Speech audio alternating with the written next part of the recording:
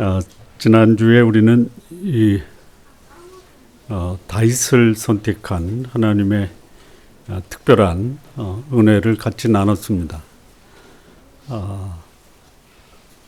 지금 이 사울을 하나님이 왕으로 세우시고 불과 한 5년에서 10년 사이입니다. 정확하게는 모르는데요. 그리고 사울이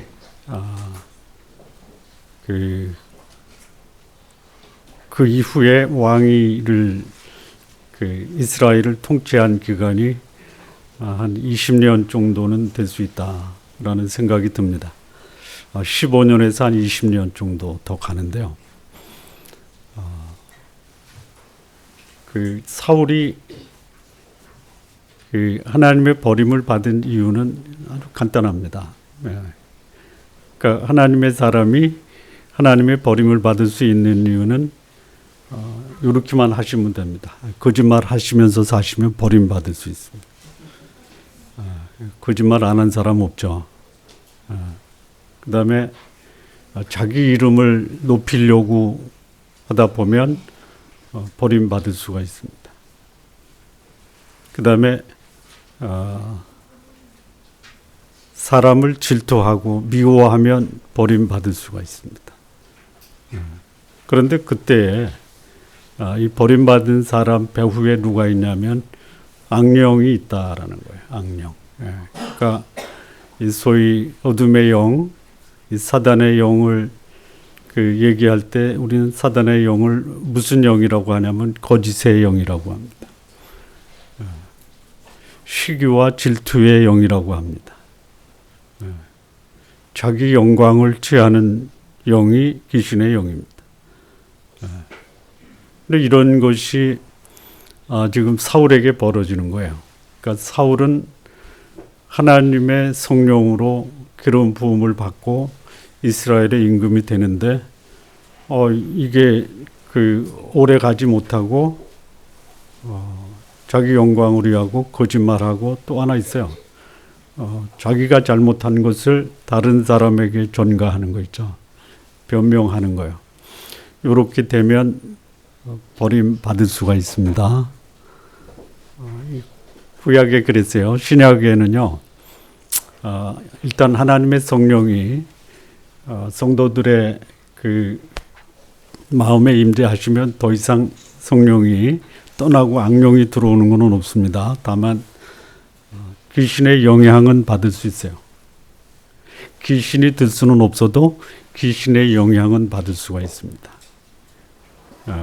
자, 귀신의 영향을 받는 것과 귀신이 들린 게 다른 게 뭐냐면 귀신이 들려버린 사람은 사실은 예수 안 믿는 사람이에요.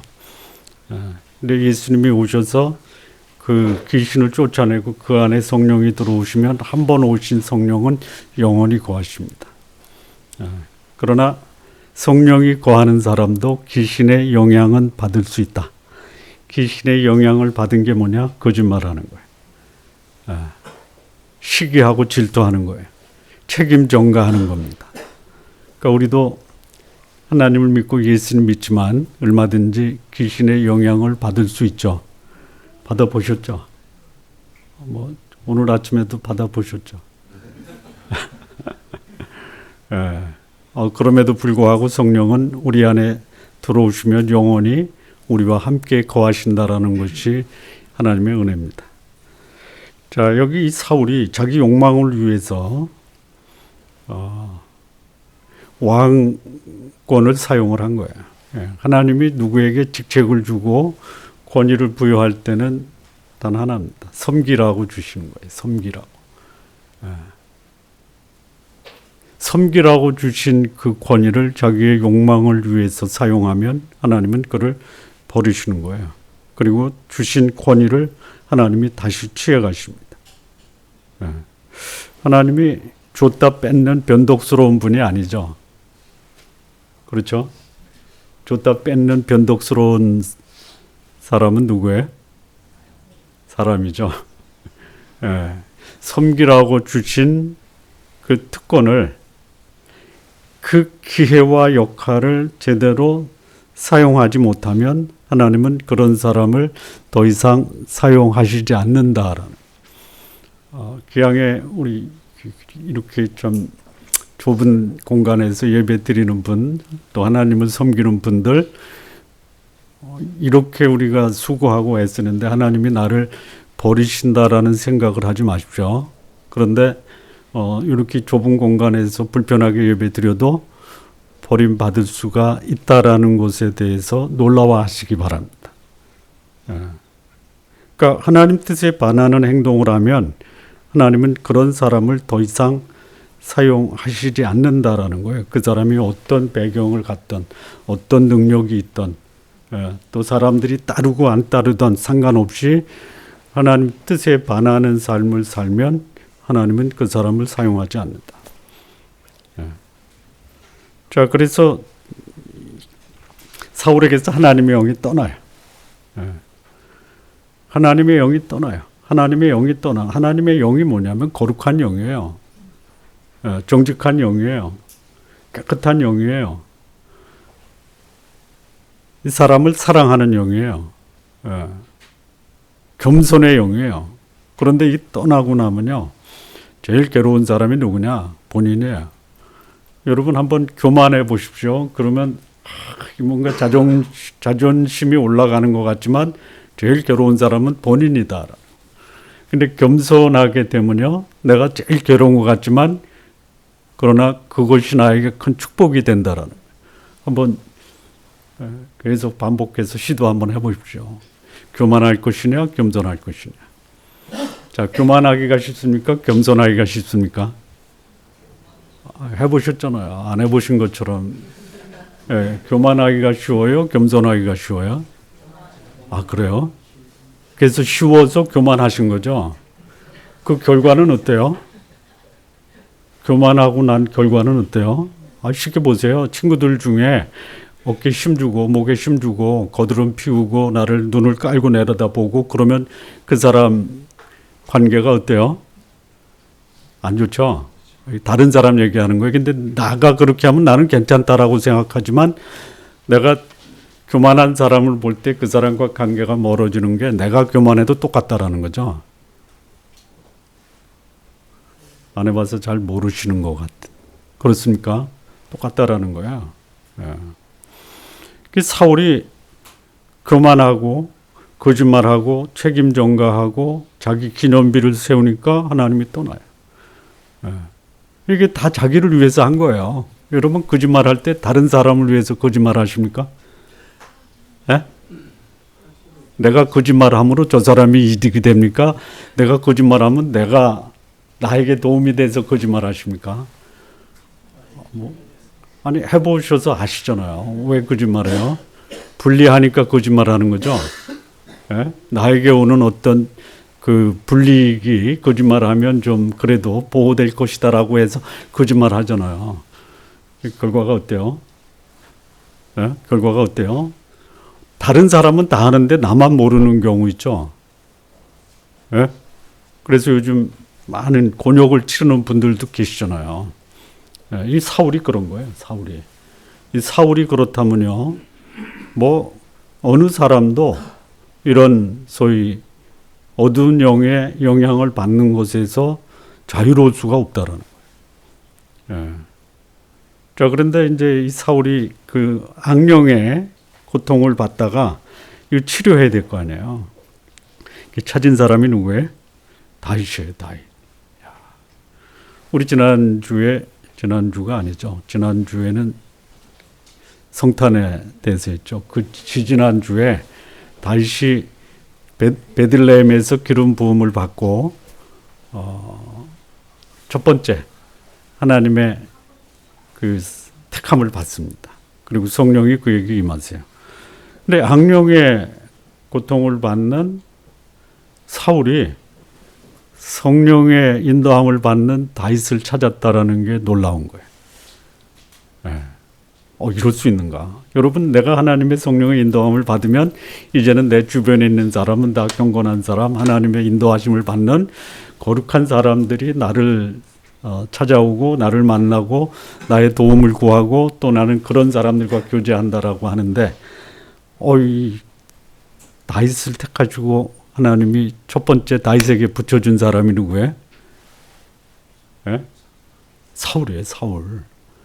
여러분 직장에서 나 예수 믿고 나면 내 주변의 상사들이나 동료들이나 또는 그 협력업체 관련된 분들이 다 괜찮은 사람이라고 생각하실 수 있죠.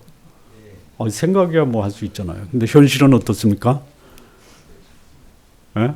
또 이렇게 할 수 있어요. 뭐 내가 예수 믿고 구원받아 거룩한 삶을 사는데 내가 결혼해서 시집 가면 시댁의 모든 그 시댁 식구들이 나를 아주 그 사랑하고 보호하고 배려하고 또 편안하게 해줄 것을 기대하실 수 있잖아요.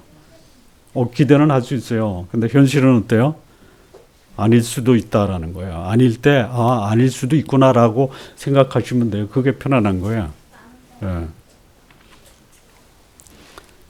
자, 그런데 이 사울의 발탁을 받은 다윗이 뭐 이런 게 있나 이렇게 생각할 수도 있죠. 예? 있어요. 지나고 나면 그게 뭐예요? 훈련이었다. 제 사례를 말씀드리면요. 제가 직장 생활하는 동안 제일 힘들었던 2년이 있었어요. 2년. 예. 일이 힘든 게 아니에요. 뭐가 힘들어요? 사람이요. 제가 모셨던 상사가 완벽주의였어요. 완벽주의. 어느 정도 완벽주의냐면요. 보고를 드리면요. 이 보고에 대해서 평가를 하는데 점수를 매겨요. 그래서 항목별로 딱 평가해가지고 너는 오늘 25점밖에 안 돼. 그래요. 저는 몇 주간 동안 고생해서 만든 보고서가 내 상사에게 25점 평가를 받아요. 그것도 뭐 그냥 뭐 불호령을 내려요. 어떻겠어요? 겪어보지 않아서 모르시죠? 사무실에 들어갈 때 마치 어떤 심정으로 들어가냐면 도살장 끌려가는 기분이에요. 혹시 그 오늘 삶이 내가 도살장에서 살고 있다. 어떻게 사시겠어요? 지금 다윗이 기름 부음을 받고요. 어디서 사는 거예요? 도살장에서 사는 거예요. 근데 그 기간 지나고 나서 보니까요. 지금 생각해 보니까요. 그분이 없었으면 오늘의 나는 없다. 그렇게 혹독하게 사람을 다루시는 분을 내가 처음 봤어요. 근데 제가 그분 앞에 무너지지는 않았어요. 어느 날 2년 근무했는데 본사에서 저를 불렀어요. 왜 불렀느냐? 제 상사하고 2년 동안 지내면서 아무 소리가 안 난 거예요. 아무 소리가 안 난 게 이상한 거예요. 그래서 불렀어요.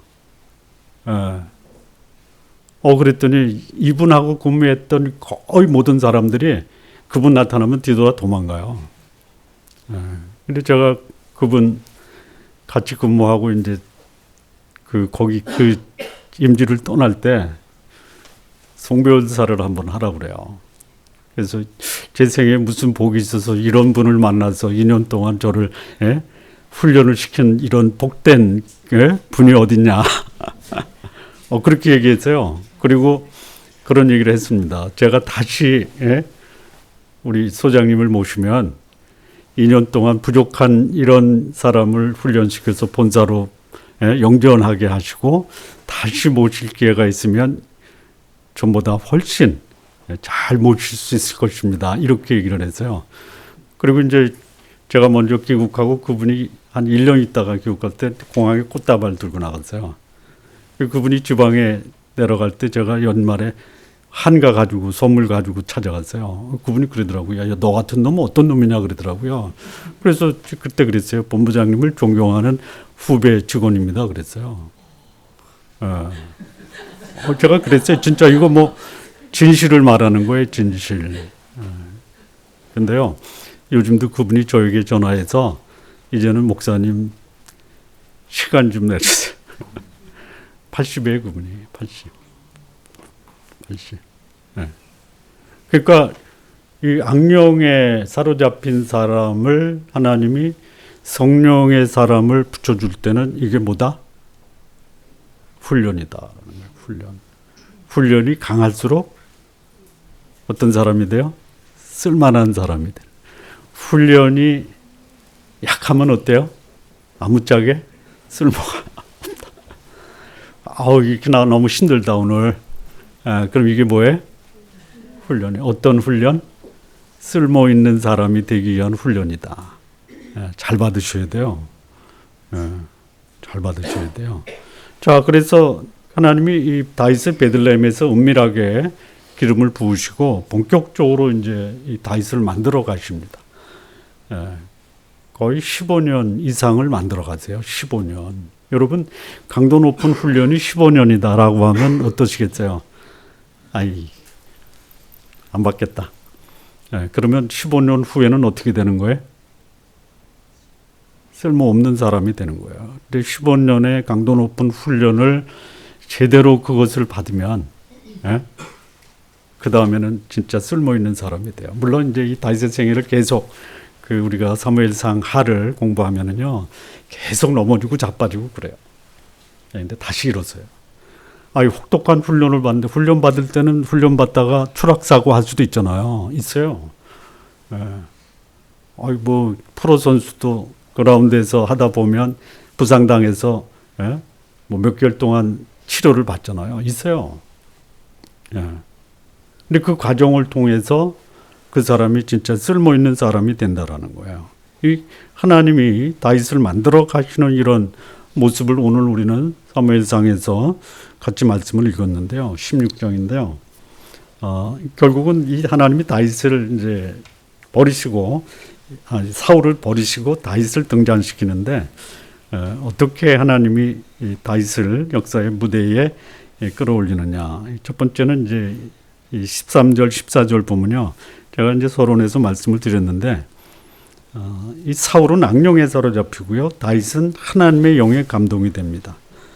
13절을 보면요. 사무엘이 기름 뿔병을 가져다가 그의 형제 중에서 부었더니 이날 이후로 다윗이 하나님의 영에 크게 감동되니라. 14절을 보면요. 하나님의 영이 사울에게서 떠나고 하나님이 부르시는 악령이 그를 번뇌하게 하니라. 하나님의 영의 인도함을 받는 감동을 받은 다윗이 하나님이 부리시는 악령에 시달릴 수 있다. 그러니까 악령에 사로잡힌 사람에게 지배를 받을 수 있다라는 거예요. 자, 여기 이제 하나님의 영에 감동됐다. 이게 다윗입니다. 이 감동됐다라는 말이 무슨 말이냐면요. 제가 2주 전에 감동됐다라고 할 때 이 감동된 후에 하나님이 하신 훈련의 강도에 대해서 말씀드렸죠. 훈련되지 않는 사람은 어떤 면에서는 감동되지 않았다. 그런데 이 감동됐다라는 본래의 의미는 뭐냐면요. 그런 감동 이후에 하나님이 그를 성장시켰다. 능력으로 그를 잘 성숙시키고 형통하게 했다라는 게 감동되다라는 거예요. 근데 형통하다, 성공하다, 발전하다, 앞으로 나가다라는 게 감동되다라는데요. 이게 훈련의 과정이 없이는 그럴 수 없다. 그래서 이 숨은 의미 중에 형통했다, 발전했다, 능력으로 성공했다라는 그 배후에는 뭐가 있냐면요. 그것이 가능하도록 하나님이 다윗을 훈련했다. 그러니까 성령으로 충만하시기 바랍니다. 그럼 모든 문제가 다 순조롭게 풀릴 거라서 기대하시죠? 그렇지 않다라는 거예요. 아니에요. 사도 바울이 성령에 충만해서 복음을 전할 때 이 사도 바울의 고백을 보면요. 40에 하나 감한 태장을 맞았다. 40대를 금합니다. 로마법에. 왜냐하면 40대 맞으면 죽는 거예요. 그러니까 39대까지 때리는 그거 맞았어요. 강의 위협, 강도의 위협, 동족의 위협. 뭐 돌에 맞아가지고 거의 죽을 뻔해서 밖에 버리기도 했잖아요. 이게 이제 성령의 감동을 받은 사람이 하나님이 자신에게 주신 그 삶을 성공적으로 살기 위해서 하나님이 허락하신 환경은 결코 순탄하지 않을 수도 있다. 순탄할 수도 있어요. 자, 믿음으로 산 사람 보면요. 뭐 부활하기도 하고요. 전쟁에 이기기도 하고요. 그런데 굴에서 방황하기도 하고 또 그 광야를 헤매기도 하고 이런 두 가지 면이 성령의 인도함을 받는 삶의 양극단적 모습이 될 수 있어요. 형통할 수도 있어요. 그러나 훈련의 강도로 인해서 심한 고통을 받을 수도 있다. 이게 성령의 감동을 받은 사람이에요. 결과는 뭐예요? 결과는 성장하고 성공하고 형통하고 발전하고 그리고 자기에게 주어진 그 임무를 완수하는 것이 성령의 감동이 됐다라는 거예요.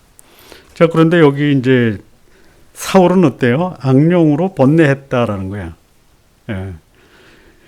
성령은 형통하게 하지만 악령은 번뇌하게 합니다. 이 번뇌하다라는 것은 뭐냐면 이거예요. 두려움에 빠지다라는 거예요. 번뇌하다가. 예. 여러분 걱정하면은 제일 먼저 어디에 반응이 와요? 예. 여기 가슴에 반응이 오죠. 막 두근두근하고 막 여기가 뭔가 눌리고. 예? 그래서 이 두려운 마음을 가지면 이게 이제 마음을 주체할 수 없다 그래요. 예. 그 현대인의 80% 정도가요 불안증이 있대요. 불안증. 예. 여러분 제가 80%에 들어갈까요? 안 들어갈까요? 예? 들어갈까요? 안 들어갈까요? 안 들어가요? 들어가요. 들어갑니다. 이게 좀 위로가 되시죠? 제가 하루에 한 번 정도는 불안증 증세가 있어요. 하루에 한 번. 그럼 어떻게 해요? 그럼 어떻게 하냐면 기도하는 거예요. 하나님 이 불안을 바꿔서 평안으로 바꿔주십시오. 이렇게 기도합니다. 아니 왜 불안해요? 내 마음대로 일이 안 풀리는 거예요. 우리 어제 기도했잖아요. 어제. 그저께부터 기도했나요? 다은이. 막 가슴이 저며오는 거예요. 이게 뭐예요? 물론 애통하다라는 마음도 있고 안타까운 마음도 있는데요. 이게 이제 복합적이라는 거예요. 어떻게 하지? 안 생기는 게 이상하죠? 오늘 아침에 제가 다운이 엄마하고 문자했어요. 계속 기도하고 있는데 빨리 회복시켜 주시도록 하나님의 능력이 함께 하기를 원합니다. 이렇게 했더니 문자가 왔어요. 어젯밤 잠도 잘 자고요. 구토 증세도 없고요. 출혈도 멈췄대요. 오늘 오전에 CT 결과가 나오면 다시 알려드리겠습니다. 아침에 제가 받은 거예요. 자, 아까 그랬죠. 제가 그 귀신 들릴 수는 없어도 귀신의 영향은 받아요. 이 사단의 공격 대상이 믿지 않는 사람입니까? 아니면 믿는 사람입니까? 믿는 사람이에요. 그래서 사단의 공격을 받고 있다라는 것은 내가 하나님의 성령이 있다라는 것을 증명할 수 있는 또 하나의 방법이에요. 근데 거기에 넘어지면요, 나도 아니 성도님들도 그것으로 인해서 번뇌하고 불안하고 두려움이 이 삶을 엄습할 수 있다라는 거예요. 근데 여기 이 다윗은 어땠냐면 하나님의 영이 감동을 시켰어요. 하나님의 영은 어떤 영입니까? 진리의 영이에요. 거룩한 영이에요. 사랑의 영이에요. 그러면 성령의 인도함을 받고 있다. 하나님의 영의 감동을 받았다. 이런 사람의 삶은요, 깨끗한 삶을 사는 거예요. 진리에 합당한 삶을 사는 거예요. 사람을 품고 사랑하며 사는 거예요. 이게 다윗이 하나님의 영의 감동이 됐어요. 제가 오늘 권사님 취임식에 가서 권면을 했어요. 권사님이 권면하는 사람입니다. 그러니까 목사에 권면하는 사람이 누구예요? 목사에게 권면하는 사람이 누구예요? 권사님이에요. 권사님이에요. 목사님보다 권사님이 더 성도들과 목사에게 귀한 말씀으로 권면해 주는 거예요. 근데 이 권면할 때요, 성령의 인도함을 받아야 되거든요. 성령의 인도함을 받았다라는 것이 어느 그 작가가요, 그 자기 작품에서 세 가지로 얘기했어요. They 클라렌스라고 하는 작가가 있어요. 성령의 감동을 받은 사람이 말할 때 세 가지 조건을 반드시 갖춰라. 그냥 쉽게 얘기할 거예요. 탱크라고 기억하세요. 탱크. T-A-N-K. 거기 A는 빼세요. 그냥 and라고 하시고요. T-N-K인데요. T는 뭐냐면 is it true? 이게 진실인가? 진실이 아니면 말하지 마십시오. 진실은 뭐예요? 근거가 있는 게 진실이에요. 근거 없는 말 하지 마십시오. 풍설, 추정, 이런 거 하지 마십시오. 두 번째는요, A는 and라고 그랬어요. N은 뭐냐면요, is it necessary예요. 이게 꼭 필요한 말이냐. 불필요한 말 하지 마십시오. 똑같은 말 반복해서 중원본 하지도 마시고요. 듣는 사람이 맞아, 나한테 꼭 필요한 말이야. 여러분, 제가 이렇게 말씀을 증거할 때 계속 말을 그냥 반복해서 중원본 하냐 그러면 제가 불필요한 말 하는 거예요. 이렇게 들으시면요, 제가 그래도 메시지 잘 준비한 거예요. 우리 목사는 어떻게 꼭 필요한 말만 하냐? 필요한 말만 하십시오. 말하는 사람에게 필요한 게 아니고요, 듣는 사람에게 필요한 거예요. 이 성령의 감동을 받은 사람은요, 듣는 사람이 맞아, 저거 내가 꼭 들었어야 되는 거야. 내가 이런 문제가 있을 때 어떻게 할지 모를 때 나한테 필요한 말을 했다라는 그 말이 성령에 감동된 사람이 하는 말이에요. 세 번째는 K 아니에요, K. 뭘까요? Is it kind? 친절해야 돼요. 다정해야 돼요. 듣는 사람에게 부드럽게 전달이 돼야 돼요. 똑같은 말도요, 이거는 이렇게 하면 어때요? 이런 말과 그걸 이리라고 해서 어때요? 똑같은 말이죠? 똑같은 말 아니에요? 지금 공간이 좀 좁아서 반응이 좋을 줄 알았더니 더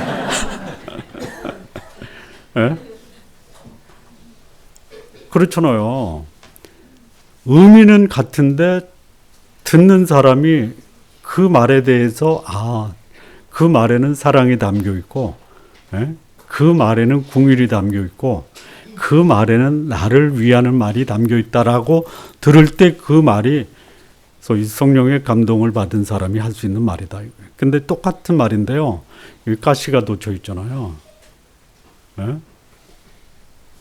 그 말을 들으면요, 내가 비난받는다라는 생각이 들어요. 내가 죄인이 된 것 같아요. 여러분, 죄를 짓고도요, 그 죄를 진 사람이 스스로 그 잘못에 대해서 회개하고 자백하는 것은 바람직한데요, 그 지적을 받았을 때 오히려 불쾌하고 화가 나면요, 이거는 지적한 사람의 잘못이에요. 그래서 성령에 감동된 사람의 말은요, 한번 복습할까요? 첫째, Is it true? Is it necessary? Is it kind? 쉽게 탱크라고 기억하십시오. 탱크. 누가 얘기하냐면 미국의 작가 데이 클라렌스라는 사람이 The Three Golden Gate라는 그의 작품에서 얘기했어요.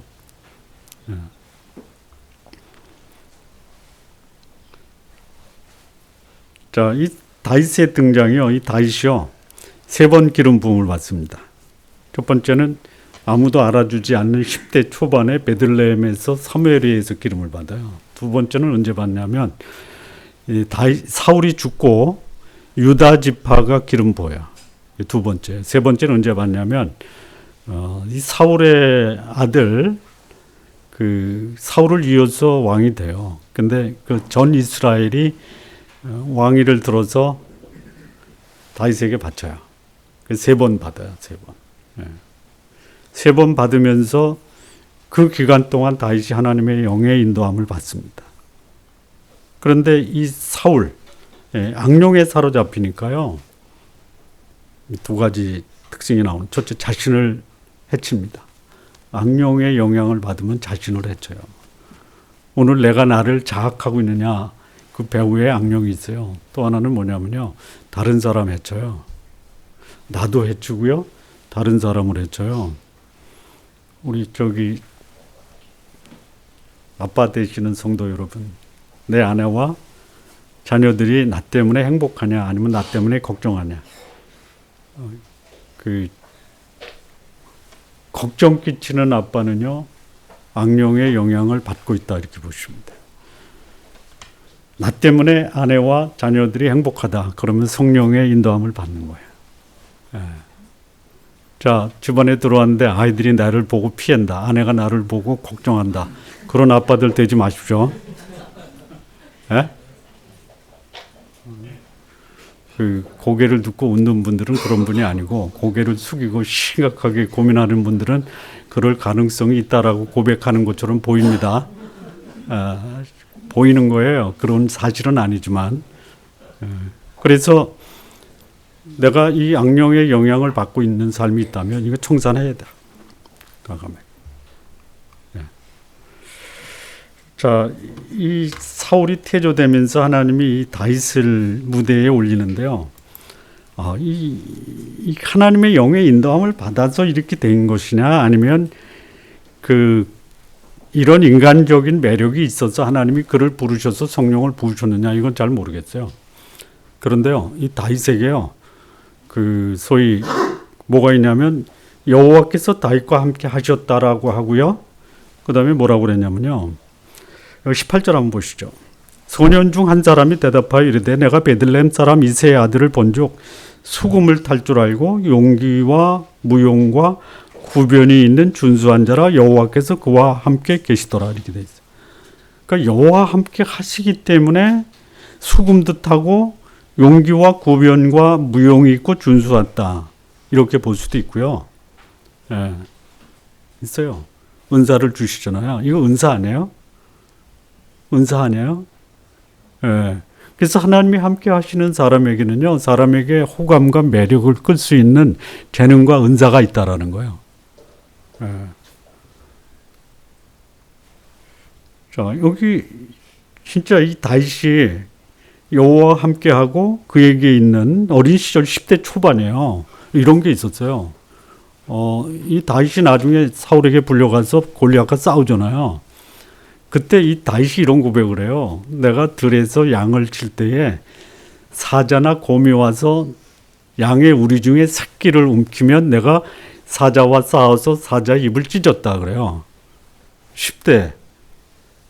우리 10대의 자녀 아들을 둔 분들은 그런 아들로 키우십시오. 예? 크리스마스 때 제가 코바디스 영화를 봤거든요. 근데 거기 로마 귀족의 여인이 자기 보디가드가 있었잖아요. 기둥에 매놓고 그야말로 소를 갖다가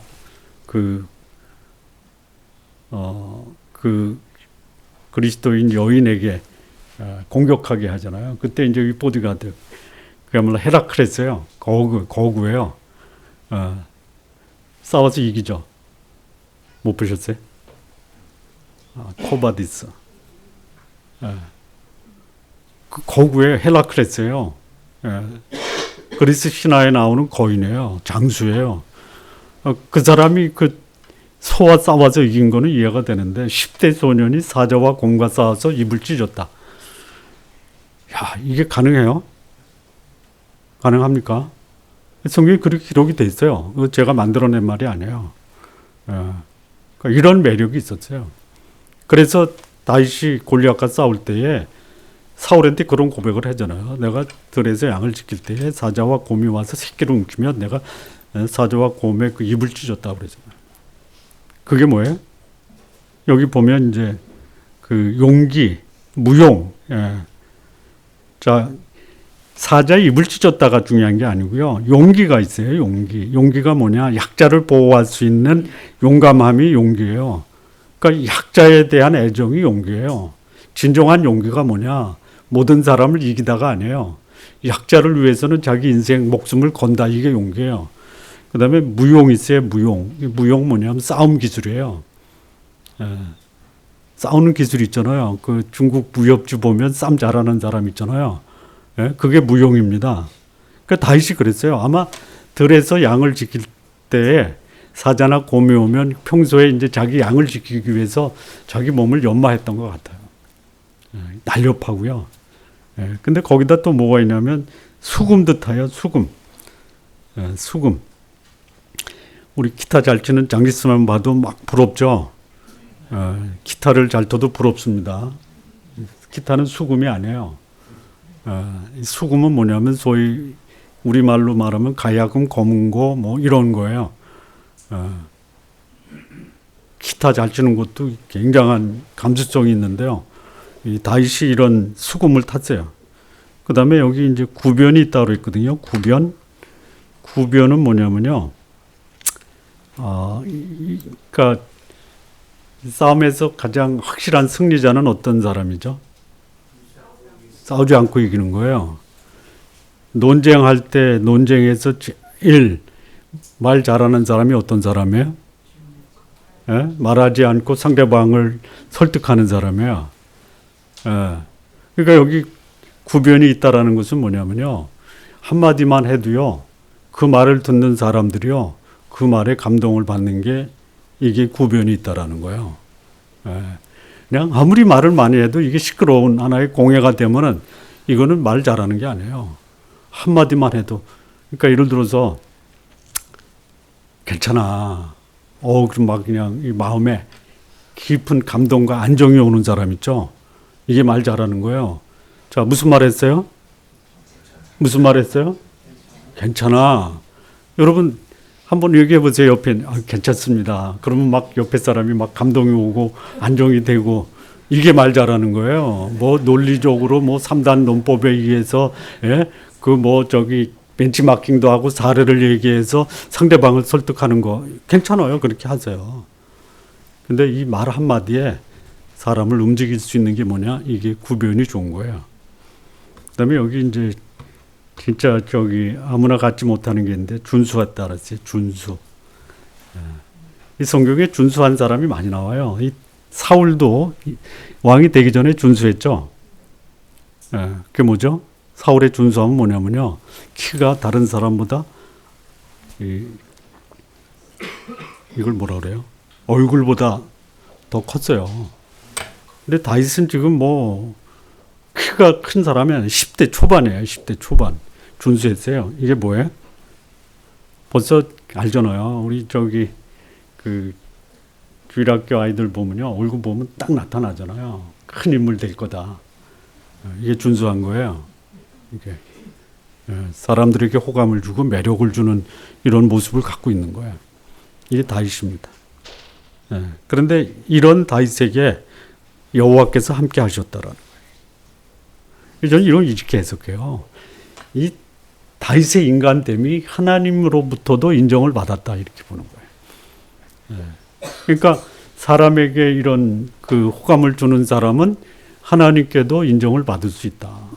그러니까 그 사람을 보면 사람들이 뭐라 그래요? 야, 하나님이 함께 하기 때문에 저런 거야 라고 인정을 해주는 거예요. 그러니까 하나님과 함께하는 삶을 사시되 자기를 잘 갖고 싶죠. 수금도 배우세요.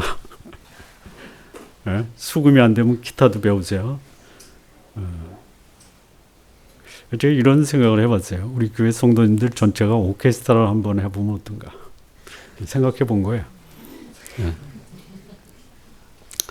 자, 그래서 인간적인 노력도 필요했어요. 그런데 여기 하나님의 영의 인도함을 받으니까 다윗의 모습에서 매력적인 사람으로 삶을 살게 됐다. 우리 성도님들 다 매력적이 되시기 바랍니다. 자, 세 번째인데요. 21절에서 23절을 보면요. 그 21절 보면요. 다윗이 사울에게 이르러 그 앞에 모셔 섬에 사울이 그를 크게 사랑하여 자기의 무기 든 자로 삼고 또 사울이 이새에게 사람을 보내어 이르되 원하건대 다윗을 내 앞에 모셔 서게 하라. 그가 내게 은총을 얻었느니라 하니라. 23절 보면요. 하나님께서 부리시는 악령이 사울에게 이를 때에 다윗이 수금을 들고 와서 손으로 탄즉 사울이 상쾌하여 났고 악령은 그에서 떠나더라.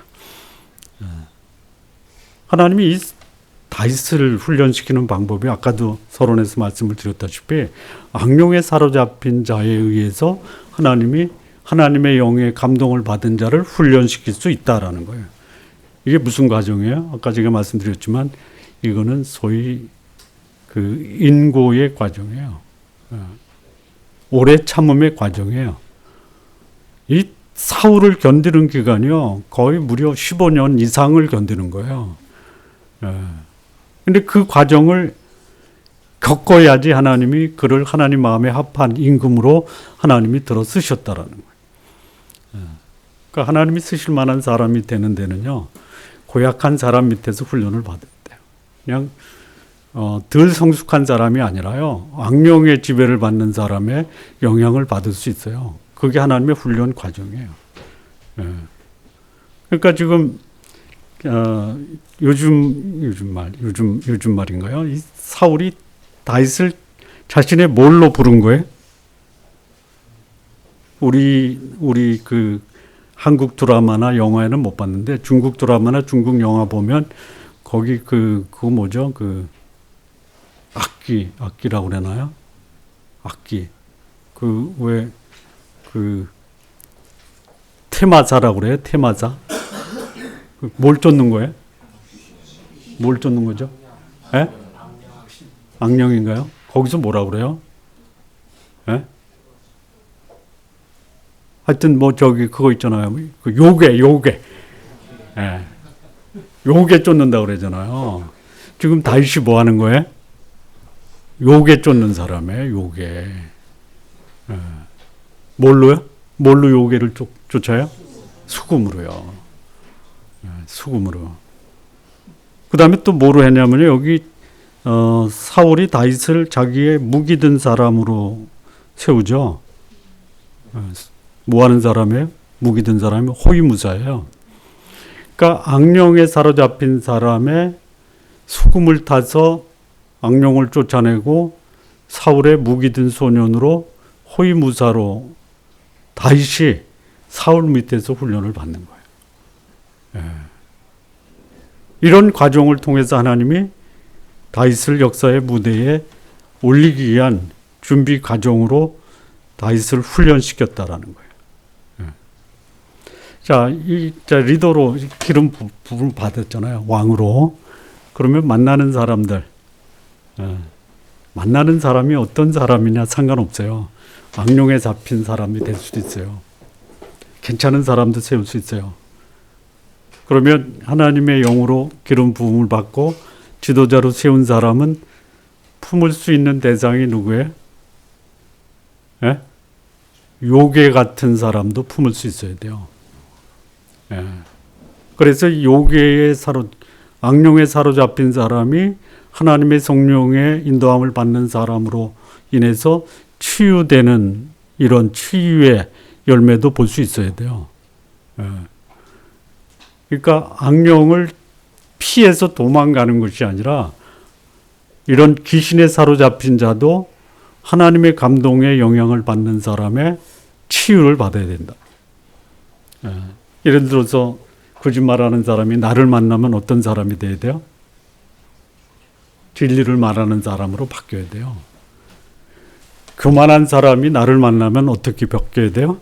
겸손한 사람으로 바뀌어야 돼요. 예.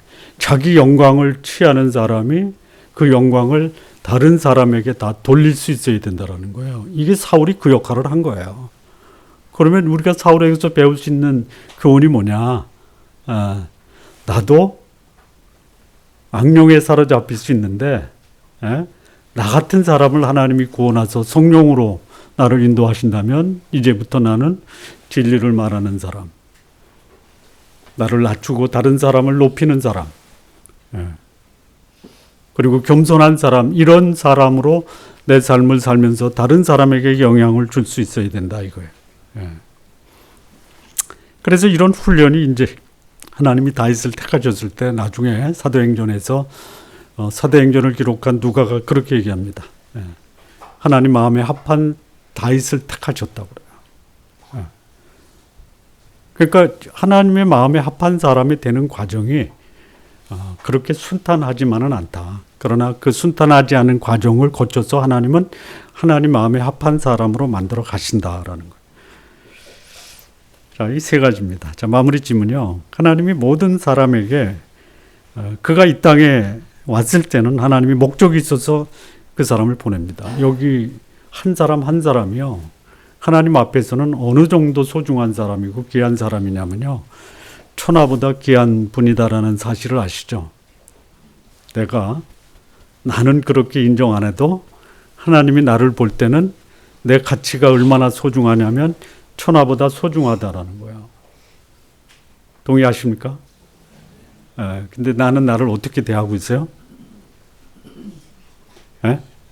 그런데 천하보다 귀한 사람이 자기 역할과 그 삶을 살기 위해서는 뭐가 필요하다? 성령의 감동이 필요한 거예요. 성령의 감동이 필요하면 하나님 그때부터 그를 어떻게 하신다? 훈련시키신다. 그래서 나를 보낸 하나님의 뜻을 발견하고 그 뜻을 이루기 위해서 내가 준비되어야 돼요. 그 준비가 되면 하나님이 그를 역사의 무대에 올리는 거예요. 그래서 나를 향한 하나님의 뜻, 여기 사울을 세웠을 때요. 사울은 자신을 향한 하나님의 뜻을 어떻게 사용했냐면요. 자신의 욕망을 위해서 사용했어요. 그래서 버림받는 거예요.